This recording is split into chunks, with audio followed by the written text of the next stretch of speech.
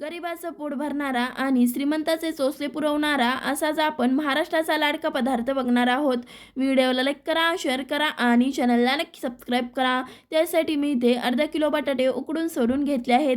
कढईमध्ये एक पळी तेल गरम करू, 1 चमचा मोहरी, 1 चमचा जिरे, 3 ते 4 हिरव्या मिरचीचे तुकडे, बारीक चिरलेल्या कढीपत्त्याची पाने, बारीक चिरलेली कोथिंबीर, अर्धा चमचा हळद घालून मिक्स करून घेऊ. आता जे उकडलेले बटाटे होते ते हाताने स्मॅश करून घालून मिक्स करून घेऊ.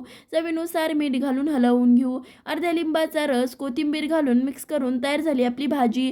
बाउलमध्ये 300 ग्राम बेसन घेतला आहे. अर्धा चमचा लाल तिखट, चवीनुसार मीठ, चिमूटभर खाण्याचा सोडा घालून मिक्स करून लागेल तसा पाण्याचा वापर करून सरसरीत पीठ भिजवून घ्यायचं आहे. मी इथे तेल आधीच गरम करून घेतलं आहे. तयार भाजीचे गोळे करून बॅटरमध्ये बुडून तेलामध्ये सोडून छानपैकी असे वडे तळून घ्यायचे आहेत.